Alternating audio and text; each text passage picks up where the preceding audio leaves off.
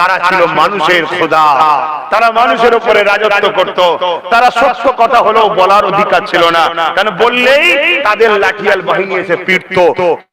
তৎকালীন সময় তাদের যে কারাগার ছিল সেখানে বন্দী করে হত্যা পর্যন্ত করত। এই ছিল আবু জেহেলের সন্ত্রাসী। আল্লাহ নবী, নূর নবী, দয়ার নবী, মহান রব্বুল আলামিন তিনাকে পাঠালেন। তিনি এই দাসত্ব প্রথাকে ভেঙে চুরমার করে মানুষকে আজাদ করে দিয়েছিলেন। জোরে বলুন সুবহানাল্লাহ। মাত্র 23 বছরে মক্কা থেকে আলো শুরু করেছিল অন্যায়ের বিরুদ্ধে লড়াই। তামাম পৃথিবীতে 23 বছরের সন্ত্রাসকে মিটিয়ে সাম্যের বাণী প্রচার করে দিয়েছিলেন। জোরে বলুন সুবহানাল্লাহ, আরো জোরে বলুন সুবহানাল্লাহ। এত সহজ ব্যাপার নয়। আজকে মুসলমান দাবি করি, মুখে দাঁড়িয়ে রাখি হাজী সাহেব পাক্কা হারামখোর ঘুরে বেড়াচ্ছে। হ্যাঁ, আছেন না? নাই অনেক। আমি সবাইকে বলছি। আবার অনেকে বলে আমরা ফুরফুরার মুড়ি, খবর নিয়ে দেখো এতিমের মাল ঝেড়ে খায়। ও বলছে ফুরফুরার মুড়ি। দাদা হুজুর বলেছিল এতিমের মাল ঝেড়ে খেলে আমার মুড়ি হবে। দাদা হুজুর বলেছে যে নামাজ পড়েনি সে আমার মুড়ির দাবি করবি না। নামাজের থেকেও, নামাজ কাজা করার থেকেও খাতারনাক হলো কোন মানুষকে লুটা। কারণ নামাজ যদি কেউ কাজা করে অন্যায়, অন্যায়, অন্যায়, কিন্তু সে আল্লাহর সাথে অন্যায় করলো, আল্লাহর কাছে। আর কেউ যদি গরিবকে লুটে সে তার কাছে অন্যায় করলো, যতক্ষণ পর্যন্ত না সে ক্ষমা করে, সৃষ্টিকর্তা বলছে আমি ক্ষমা করবো না, ওটা ওর হাতে আছে, ওর কাছে ক্ষমা চাও। আর নামাজ যদি কাজা করো এটা আমার কাছে ক্ষমা চাইলে মাফ করে দেবো। কিন্তু আজকে দেখেন কি হচ্ছে, 5 ওয়াক্ত নামাজ পড়ে, মুখ ভর্তি দাড়ি, মাথায় টুপি, ভালো ভালো ঘরে ছেলেরা সব জালিম সন্ত্রাসদের সঙ্গে উঠা বসা করছে, লুটেরাদের সঙ্গে উঠা বসা করছে, বদমাইশদের সঙ্গে উঠা বসা করছে। আর এই কথা যখন আবার আমি আব্বাস সিদ্দিকী ওয়াজ করব যে বাবারা খবরদার বাবা, সুদ খেও না, সুদকে সাপোর্ট করো না, মিথ্যা কথা বলো না, মিথ্যাবাদীদেরকে সাপোর্ট করো না, ধোঁকাবাজি দিও না, ধোঁকাবাজকে সাপোর্ট করো না। ওয়াদা করে যারা ওয়াদা ভঙ্গ করে, বাবা এই ওয়াদা ভঙ্গ করো না। মানুষকে কথা দিয়ে কথা রাখো, আর যারা কথা দিয়ে কথা রাখে না এদের সঙ্গে দল করো না বাবা, এদের সঙ্গে মিশো না, এদেরকে সাপোর্ট করো না বাবা। চুরি করো না, চোরকে সাপোর্ট করো না, দেশের বিরোধী করো না, দেশদ্রোহীকে সাপোর্ট করো না। এ কথা যখন বলবো একদল দেশদ্রোহী জালিম তারা বলবে আব্বাস সিদ্দিকী হুজুরের ছেলে ওয়াজ করতে এসে এই সব কথা বলবে কেন? এটা কি আমার ধর্ম নয়? আমি আমার শিষ্য ভক্ত মুরিদদেরকে শিখাবো না যে বাবা জেনা করিস না বাবা, এটা হারাম কাজ, মদ খাস না বাবা, এটা অন্যায় কাজ, একটা লিভার শেষ হবে, কিডনি শেষ হবে, আর তোর সৃষ্টিকর্তা যিনি মুখ দিয়েছে তিনি পছন্দ করে না, এই মুখে হালাল খাদ্য খা, যে খাদ্য খাওয়ার পরে তোর মেন্টাল ঠিক থাকে না ওই খাদ্য খাস না বাবা, এটা সৃষ্টিকর্তা নিষেধ করেছে। এখন এই কথা বললে মদ ব্যাপারীরা রেগে যাবে না? যাবে না? যে হুজুর হজ করতে এসেছে, আসবে মদের ব্যাপারে বলবে কেন? কিন্তু বাবা আপনারা বলুন ইসলাম কাকে বলে? ইসলাম কাকে বলে? মুখে দাঁড়িয়ে রাখার নাম ইসলাম? তাহলে রবীন্দ্রনাথ ঠাকুরের মুখে তো দাঁড়িয়ে রয়েছে, উনি তাহলে ডবল ইসলাম তো নাকি? শিখ পাঞ্জাবি ভাইদের মুখে তো দাঁড়িয়ে আছে, আমার দেশের প্রধানমন্ত্রী, বাহ বাহ বাহ কি সুন্দর দাঁড়িয়ে, দেখেন না? ডবল ইসলাম নাকি? এই দাঁড়িয়ে নাম দাঁড়িয়ে রেখে দেওয়া মানে ইসলাম নয়। হ্যাঁ, দাঁড়িয়ে রাখা নবীর সুন্নাত সওয়াবের কাজ, ভালো কাজ। আমার নবী পছন্দ করতেন, রেখেছেন। পুরুষ মার্দানি বোঝা যায়, নারী পুরুষের পার্থক্য, ঠিক আছে রেখেছে, আমরা রাখি। এটার নাম ইসলাম নয়, এটা ইসলামের মধ্যে। ইসলামটা কি? আল্লাহ কোরআনে বলছেন কুনতুম খায়রা উম্মাতিন উখরিজাত লিন-নাস তা'মুরুনা বিল মারুফ ওয়া তানহাউনা আনিল মুনকার। এর আরবি কথার বাংলা মানে কি? এর বাংলা মানে হলো ভালো কাজ করো, ভালোর সাথে থাকো, ভালোর পক্ষে থাকো, অন্যায় করো না, অন্যায় থেকে দূরে থাকো, অন্যায়কে মিটিয়ে দাও। অর্থাৎ ন্যায় প্রচার করা, ন্যায়ের পক্ষে থাকা, ন্যায় কাজ করা। অন্যায় করব না, অন্যায় থেকে দূরে থাকবো, অন্যায়কে মিটিয়ে দেবো, এর নাম হলো ইসলাম। তাহলে বলুন গরিবের উপরে জুলুম এটা ন্যায় না অন্যায়? একটু বলবেন না? খিদে পেয়ে গেছে খুব জোর, যত জোরই খিদে পাক ইমানদার তো আজান না দিলে খাবে না, ঠিক না বেটি? একটু আওয়াজ দিয়ে বলুন জুলুম করাটা ন্যায় না অন্যায়? এর বিরুদ্ধে আমাদেরকে কথা বলা হলো ফরজ, বলতে হবে, আল্লাহর হুকুম এটা, শুনছেন? হ্যাঁ, মনে রাখবেন ইসলাম কারো পৈতৃক সম্পত্তি নয়। ইসলাম কারো বাপের কথাই চলে না, ইসলাম কারো দাদুর কথাই চলে না, ইসলাম চলে কালামুল্লাহ, আল্লাহর কোরআন অনুযায়ী, সুন্নতে রাসূলুল্লাহ, নবী সুন্নাত অনুযায়ী। জোরে বলুন সুবহানাল্লাহ। এই দুটো ছাড়া কারো কথা ইসলাম চলে না। আমি যদি এই দুটোর পক্ষে বলি তাহলে আমাকে সম্মান করতে হবে, আমাকে পিয়ার করতে হবে, আমার মুখের দিকে তাকিয়ে থাকলেও গুনাহ মাফ হবে। জোরে বলুন সুবহানাল্লাহ। আর আমি যদি এই দুটোর পক্ষে না চলি, যতই হুজুরের ছেলে হয়, যতই বড় হুজুর হয়, আমার কথা মানবে। কিন্তু হ্যাঁ, নবী বংশের বাচ্চা আর সাহাবাদের বংশের বাচ্চা যারা হবে, তাদের জন্য ইসলামের একটা হুকুম আছে, কি? শরীফুন নাসাবিরা, তাই এদের সঙ্গে বিয়াদবি করা যাবে না, এদের থেকে দূরে বলেন দূরে সরে যেতে হবে। কথা বুঝে আসছে? আমরা দেখছি আজকে ইসলামকে কিভাবে বেইজ্জতি করা হচ্ছে, আমরা সমাজের দিকে দেখতে পাচ্ছি। মাফ করবেন, এই টুপিটা এটা আব্বাস সিদ্দিকীর নয়, তার মানে এই সুন্নাতটা আব্বাস সিদ্দিকীর নয়, এটা কার সুন্নাত? এটা আমি টুপিটা কিনেছি ঠিক, কিন্তু টুপিটা অ্যাকচুয়ালি কার সুন্নাত? জোরে বলো, রাসূলের। এই টুপিটা যদি মুসলমান মনে করেন কাল থেকে আমার মাকে পরাবো একটা টুপি, ইসলামে চলবে। জোরে বলো, জোরে বলো। কিন্তু আজকে আমরা দেখছি একদল মহিলা ইফতার পার্টির নামে মাথায় টুপি দিয়ে এসে বসছে। এটা কি আমার ধর্মকে অপমান করা নয়? আমার হিন্দু ভাইদের পইতে বলে একটা কি জিনিস আছে, আমি অত ডিটেইলস যাব না, শুধু এতটুকু যাব, পইতে বলে।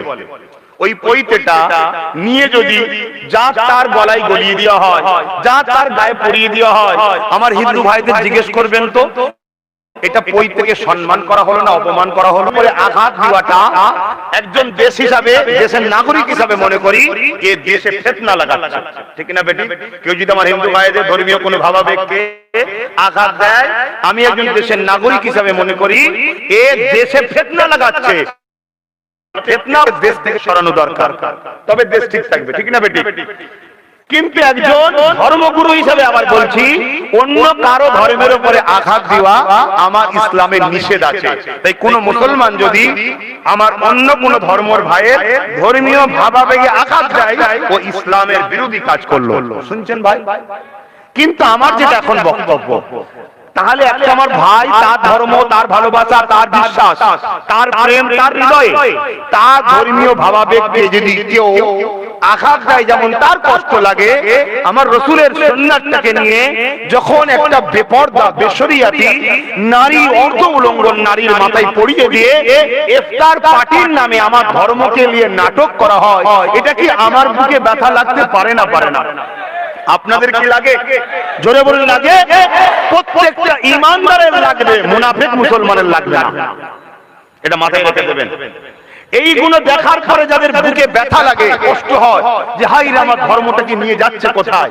রিসেন্ট গত পরশুদিন দেখলাম, যদি কেউ আমার সাথে দেখে থাকেন একটু বলবেন যে আমিও দেখেছি, কি ইফতার পার্টি হচ্ছে, সেখানে একজন এমএলএ মনে হচ্ছে মারা গেছে, তার ফটোকে সামনে রেখে তার সামনে ইফতার দিয়েছে। এটা ইসলামে কোনো জায়গা আছে? জোরে বলুন জায়গা আছে? আপনারা এই ছবিটা কেউ দেখেছেন? আমি যেটা বলছি একটু হাত তুলে দেখাবেন কারা কারা দেখেছেন, তাহলে আমি মিথ্যা বলছি না, ঠিক না? তাহলে বলুন, যারা আমার ধর্মকে এইভাবে কলুষিত করছে, যারা আমার ধর্মকে এইভাবে দাগ লাগাচ্ছে, আমি একজন ইসলামের অনুসারী হিসাবে তাদের কি মেনে নিতে পারি? তাদেরকে সাপোর্ট করতে পারি? তাদেরকে সাপোর্ট করা কি ইসলামে জায়েজ আছে? জোরে বলুন জায়েজ আছে। অতএব এদের বিরুদ্ধে সংগ্রাম করা, এদের বিরুদ্ধে লড়াই করা একজন ইসলামের ধর্ম প্রচারক হিসাবে আমি মনে করি আপনাদের জানানো দরকার, এদের বিরুদ্ধে লড়াই করা ইসলামের আইনে ফরজ, এদের বিরুদ্ধে লড়াই করতেই হবে। কিন্তু আজ বড় দুঃখ, এদের বিরুদ্ধে লড়াই তো দূরের কথা, এদেরই ইফতার মাহফিলে বা পাঁচবাড়ি পার্টিতে একদল ভালো ভালো ঘরের লোকেরা বসে আছে। অনেকে বলছে যে আপনি এদিকে বলছেন, ওখানে গিয়ে দেখছি অনেক পীর সাহেব, পীরজাদা মৌলভী সাহেবও তো বসে আছে, ইমাম সাহেবও তো বসে আছে। তাহলে কি বলছেন আপনি? আমি একটাই উত্তর দেবো এই জায়গায়, কেন এর বেশি উত্তর দিবার মতো ক্ষমতা আমার নাই। কি উত্তর দেব? রাসূল বললেন, অন্যায় দেখলে হাত দিয়ে রোখো, যদি হাতে ক্ষমতা না থাকে মুখ দিয়ে প্রতিবাদ করো, যদি মুখে ক্ষমতা না থাকে ঘৃণা করে দূরে সরে যাও। আমার বাপ যদি মদ খায়, আমার হাতে ক্ষমতা নেই টেনে এক গেলে চড় মারা, কেন আমার আব্বা হয়, যতই বড়ই অন্যায় করুক আমি চর মারতে ছেলে যে পারি না, এখানে হাত তুলতে পারছি না। দ্বিতীয় নম্বর, আমার বাপ যদি কিছু একটা ভুল করে আমি সেটা পাড়ায় পাড়ায় গিয়ে প্রচার করে তার বিরোধী করতে পারি না, এখানে পাপ হয়। সে জায়গায় উচিত কি হবে, তাকে ঘৃণা করে, তার অন্যায় কাজকে ঘৃণা করে তার থেকে দূরে সরে থাকা, যে না আপনার কাজ নবীর ইসলামের বিরুদ্ধে, আপনার আগে আমার কাছে ইসলাম, আমার আল্লাহ, আমার রাসূল। শুনছেন? তাহলে সেই জায়গায় যদি কোনো ভালো ঘরের ছেলে এরকম ইফতার পার্টিতে ইসলামকে মিটাবার জন্য যেখানে নাটক হচ্ছে, ইসলামের একটা মহান ফরজ কাজের একটা অংশকে নিয়ে খেলা করা হচ্ছে, এরকম যদি সে জায়গায় কোনো ভালো ঘরের কাউকে দেখে তাদের থেকে দূরে সরে যায়, তাদের বিরুদ্ধে মন্তব্য করার অধিকার আপনাদের নাই। কেন মানুষ দূরে সরে যান, তারা ডাকলে যাবেন না, তাদের কাছে বসবেন না, তাদেরকে সালাম কালামও করতে যাবেন না, তাদের থেকে দূরে সরে যান। কেন? আমার জানা নাই তাদের ঈমান আছে কিনা। শুনছেন না? শোনেন? আমার কথা কি বেজার হচ্ছে? আচ্ছা, আমি কি আমার ধর্মের জন্য প্রচার করতে পারি না? আমার ধর্মকে নিয়ে কেউ ক্রিটিসাইজ করলে, ভুল মেসেজ দিলে আমি কি প্রতিরোধ করতে পারি না? আমি ধর্মের স্বার্থে বলছি, কোন ধর্মকে আঘাত দিচ্ছি নাকি আমি?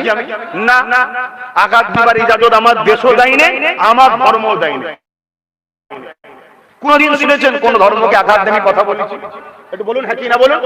কেন বলি না? আমার ধর্ম আমাকে নিষেধ করেছে, বলা যাবে না। কিন্তু দুঃখের বিষয়, আমার ধর্মকে বারবার আঘাত দেওয়া হচ্ছে না, হয় না? বলুন। হাত তুলে মানুষ দোয়া চায়, চোখের পানি কাঁদে, আর সেই হাত তুলে হা হা করে হাসা হচ্ছে। কি যে বলছে, আমি তো মনে করি হয়তো এমনও বলছে একে অপরকে, দেখ মোল্লা গুণকে কিভাবে বোকা বানাচ্ছে, এটাও তো বলতে পারে। আর আমরা বোকা মুসলমান, সামান্য ভিক্ষার জন্য আমার ধর্মকে যারা বেইজ্জতি করে তাদের সঙ্গে আমরা দল করি, তাদেরকে আমরা শক্তিশালী করি, তাদের পিছনে ঘুরে বেড়াই, তাদেরই দলদাস হয়ে ঘুরে বেড়াই। কেন? তারা একটু ভিক্ষা দেবে, খাবো। মনে রেখে দিবেন, আল্লাহ আপনাকে আরো ভিখারি বানাবে, আল্লাহ আপনাকে আরো ক্ষতি করবে। মনে রাখবেন, প্রভুর ইশারা ছাড়া কিচ্ছু হয় না। আপনি এদের বিরুদ্ধে বলতে গেলে আপনাকে এরা লক্ষ চক্ষু দেখাবে, আপনাকে হুমকি দেবে, আপনাকে বলবে বড় মাতব্বর হয়ে গেছি, দাঁড়া তোর বাড়ি পুলিশ পাঠাবো, দাঁড়া তোকে মিথ্যা কেসে জড়াবো। কথা বুঝছেন না? বোঝেন না? কেন? ওরা পাওয়ারের জোরে আমার ধর্মকে মিটাচ্ছে। আমাদের উচিত হবে যে পাওয়ারে ওরা আমার ধর্মকে মিটাচ্ছে, ওই পাওয়ার থেকে ওদেরকে আস্তে আস্তে সরিয়ে দিবার জন্য আমাদেরকে চেষ্টা করা দরকার আছে না নাই? জোরে বলুন, আছে না নাই? এই কথাটা আমার ধর্ম প্রচারের জন্য ধর্মীয় মানুষকে শিক্ষাচ্ছি, ধর্মের সেফটির জন্য, মানুষ ভুল না বোঝে। যদি আজ না রোকেন, কালকে দেখবেন ইফতার পার্টিতে নাচ হবে, মেয়ে ছেলে আসবে, সেখানে সব যুবকরা যে ভিড় করবে, নারী পুরুষ এক জায়গায় হবে, যেটা ইসলামে হালাল না হারাম? জোরে বলো, হারাম। তার ধর্মে কি আছে না আছে আমি জানি না, কিন্তু আমার ধর্মে হারাম তো। তাহলে বলুন, আজকে যদি না রোকেন, কালকে দেখবেন ইফতার পার্টিতে বিসমিল্লাহ বলে, যেমন আমরা খেজুর দিয়ে খাওয়া সুন্নত মনে করি, কারণ রাসূল খেজুরকে পছন্দ করতেন, যদি না রোকেন কাল ইফতার পার্টিতে দেখবেন মদের বোতল নিয়ে বসে আছে। রুখতে পারবেন না, অনেক দূর বেরিয়ে যাবে, তখন হাত থেকে ফসকে যাবে। এখনই দরকার শক্ত হাতে ধরা। আর আল্লাহ সুযোগ দিয়েছে, এবারে আল্লাহ সুযোগ দিয়েছে, শক্ত হাতে করে ধরতে হবে। কথা বুঝছেন না? বোঝেন না? যদি না বোঝে আমার কিছু করার নেই, এটা আমার ডিউটি আপনাদের কাছে সত্যটাকে উদ্ঘাটন করে দিয়া, তাই সত্যটাকে উদ্ঘাটন করে দিচ্ছি। মনে রাখবেন, পৃথিবীতে তিন ধরনের মানুষ আছে। ক ধরনের? তিন ধরনের। একটা হচ্ছে গায়ের ইসলাম, যারা প্রকাশ্য বলে দিয়েছে আমরা ইসলাম মানি না।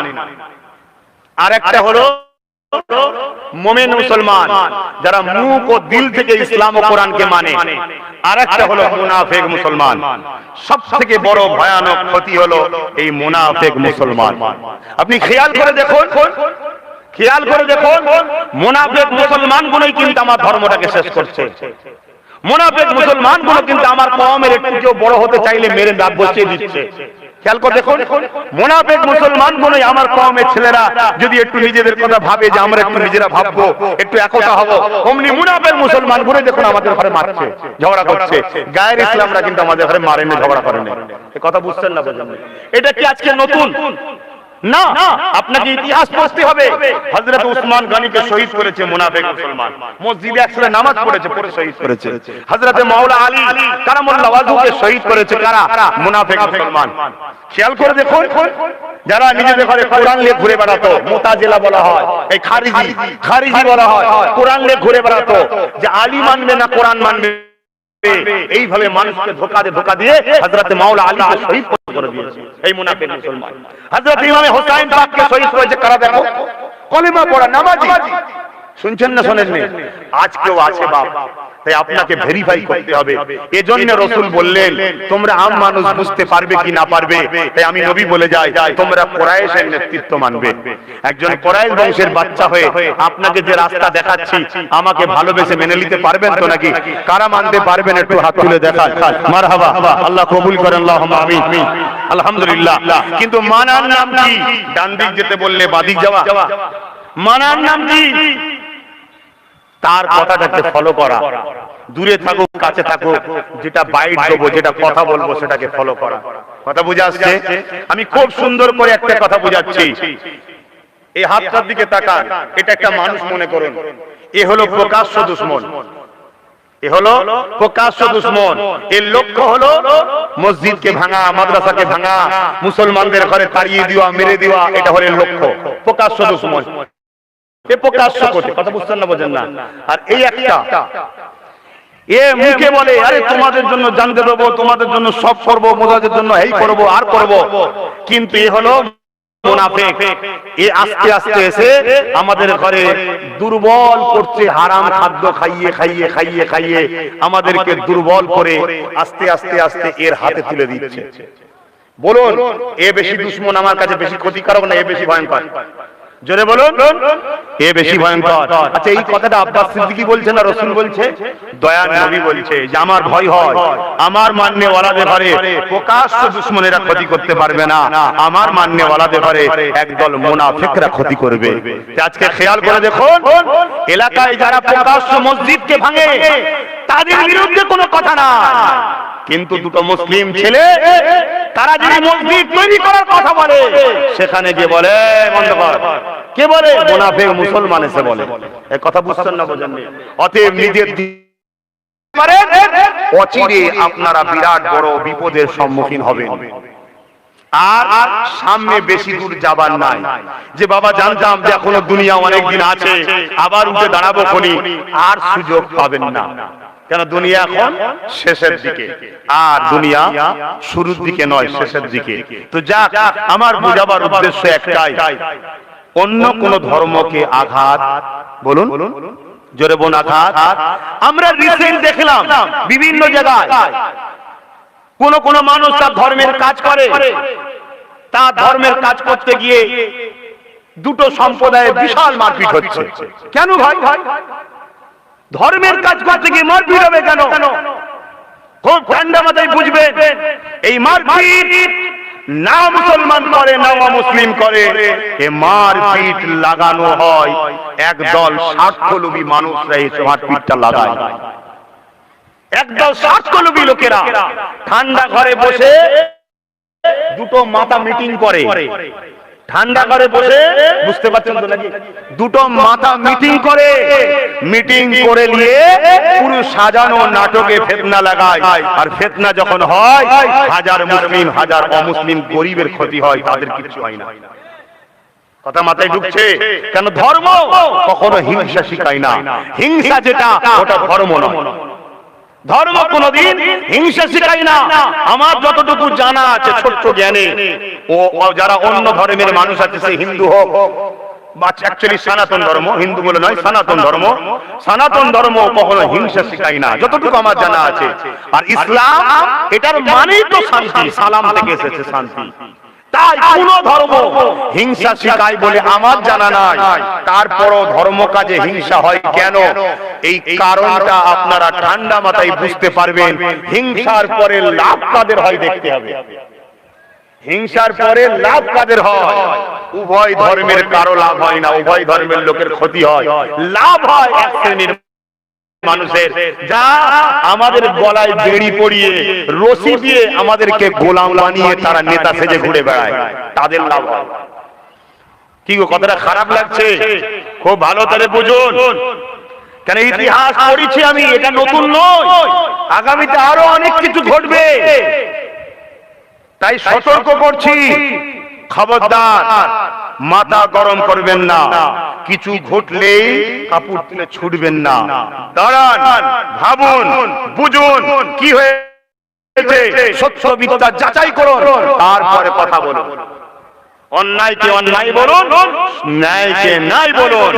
ইসলাম কোন পক্ষপাতিত্ব করার ধর্ম নয়। যদি নিজের ছেলে অন্যায় করে, পাড়ার একজন ছেলে যদি ন্যায় কাজ করে, ইসলাম বলছে তুমি যদি প্রকৃত মুসলমান হও, তোমাকে পাড়ার ছেলেটাকে সাপোর্ট করতে হবে, তোমার ছেলের দোষটাকে স্বীকার করতে হবে, এর নাম ইসলাম। শুধু পাড়া নয়, একজন মুসলমান যদি অন্যায় করে, একজন অমুসলিম হিন্দু যদি অন্যায় নির্দোষ হয়, ইসলাম বলছে তোমাকে সত্যবাদী যদি হও, তোমাকে এই যে অন্যায় করেন সে অমুসলিম তো কি হয়েছে, তার পক্ষেই সাপোর্ট করতে হবে, অন্যায়কারীকে সাপোর্ট করা যাবে না, এর নাম ইসলাম।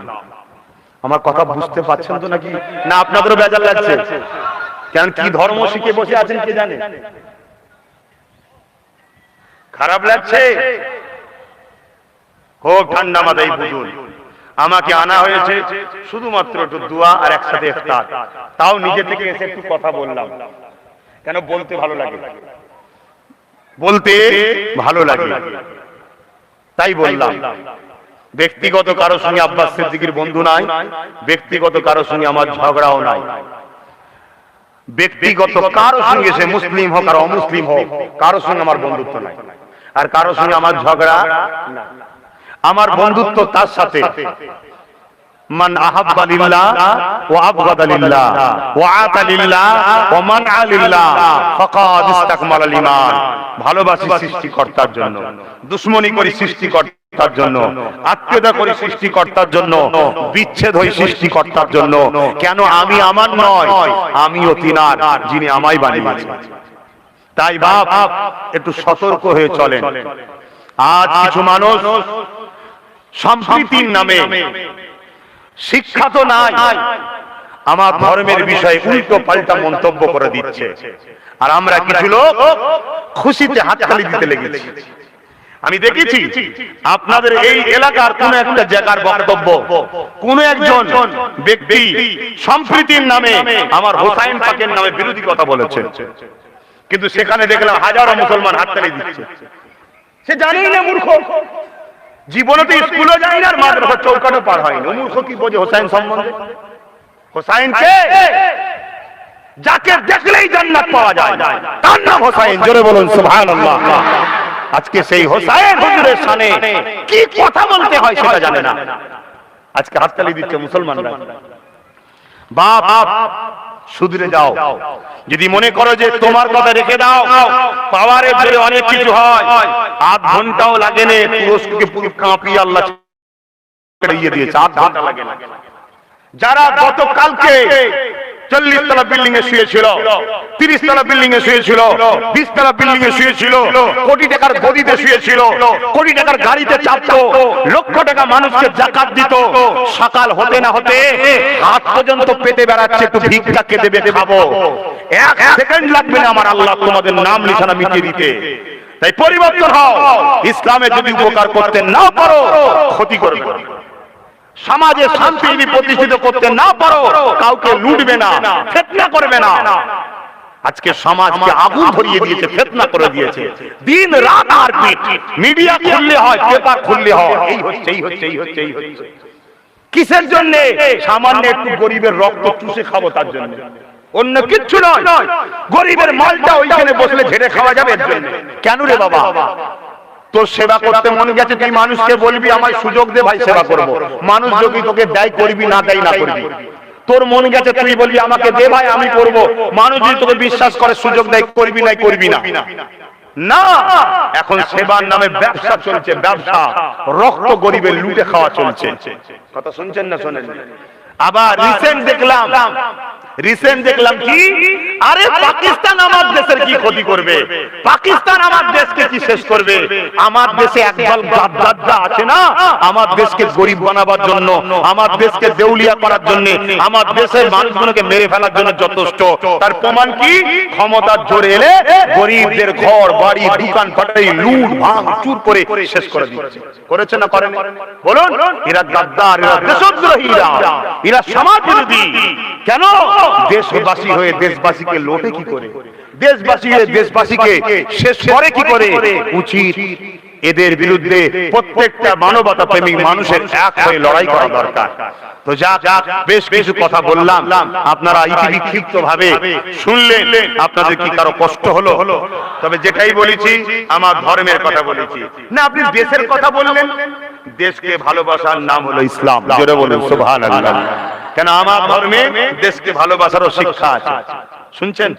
আমার নবী হযরত প্রফেট মুহাম্মদ সাল্লাল্লাহু আলাইহি ওয়াসাল্লাম তিনি তিনার মাতৃভূমি মক্কাকে ভালোবেসেছে, মক্কার জন্য কেঁদেছে, মক্কাকে সন্ত্রাস মুক্ত করেছে, মক্কাকে সমাজ বিরোধী মুক্ত করেছে, মক্কার সার্বিক উন্নয়ন করেছে, মক্কাকে বিদেশি শক্তি থেকে নিরাপদের সিস্টেম তৈরি করেছে। কেন? আমার নবীর মাতৃভূমি ছিল মক্কা।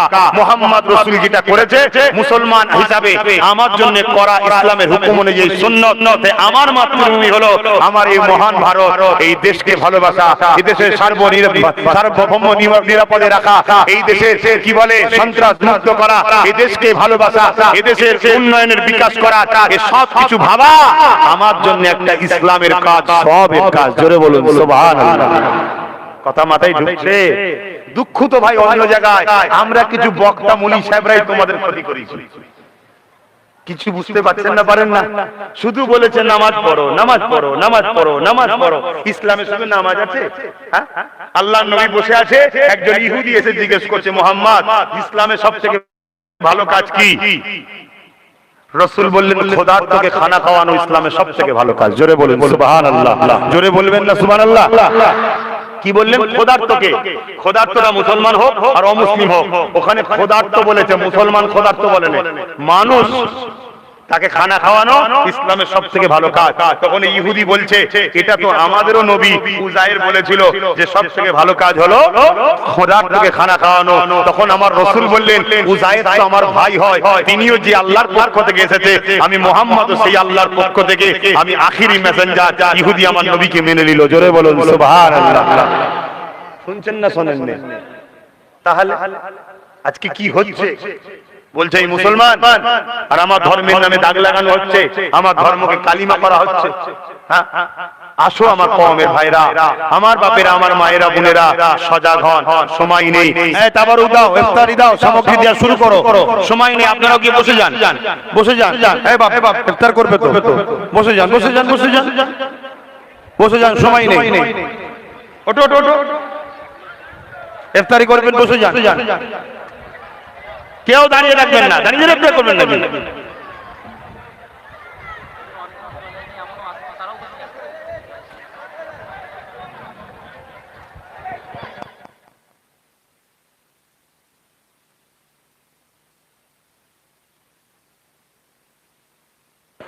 যারা দাঁড়িয়ে আছেন সকলে বসে যান, কাতার দিয়ে সকলে বসে যান। দেরি করবেন না, দাঁড়িয়ে দাঁড়িয়ে ইফতার করতে নেই, বসে ইফতার করতে।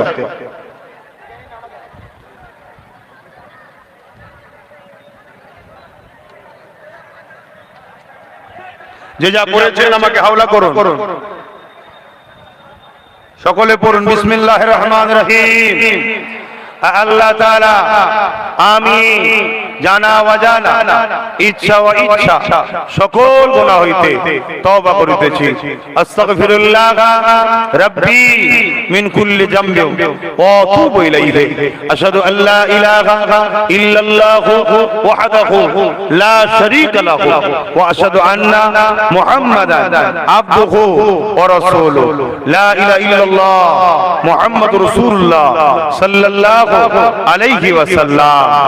আমার কওমের বাপ ভাইরা, মা বোনেরা, 5 ওয়াক্ত নামাজ পড়বেন। এক মাস এই যে রমজান মাসে রোজা রাখছেন, আল্লাহ যতদিন বাঁচিয়ে রাখবে রাখবেন। হজ করবেন মালদাররা, যাকাত গরিবদের ঘরে দেবেন। জাকাত সর্বপ্রথম হক হলো আপনার পাড়া প্রতিবেশীর মধ্যে যারা গরিব আছে তাদের ঘরে দিতে হবে। আপনার আত্মীয়র মধ্যে কে গরিব আছে প্রথম হক তাদের। আপনার আত্মীয়র মধ্যে কেউ গরিব থাকলে নিজের মামু, নিজের চাচা, নিজের ফুপু, নিজের ফুপা, নিজের খালা, নিজের খালু সব জাকাত দেওয়া যাবে। কথা শুনছেন তো নাকি? নিজের আত্মীয় গরিবকে আগে দেন। সারা দুনিয়ায় জাকাত দিয়ে বেড়াচ্ছেন, গরিব আত্মীয় পাইনে, আপনার জাকাত হবে না। হক হলো আপনার আত্মীয়র আগে, আপনার আত্মীয়কে জাকাত দেন। কথা বুঝলেন? যদি গরিব থাকে তারপরে আপনার পাড়া প্রতিবেশী, আত্মীয়র মধ্যে না থাকলে পাড়া প্রতিবেশীকে, আর আত্মীয় যদি থাকে আত্মীয়কে সবচেয়ে দেন। লে বাবা তুই লে, এক বছর দিয়ে দিলে আর পরের বছর সে গরিব থাকবে না, বড় লোক হয়ে যাবে, কাজ কারবার করে খাবে। বুঝতে পারছেন তো নাকি? পাড়া প্রতিবেশীর মধ্যে কেউ গরিব থাকলে দিন।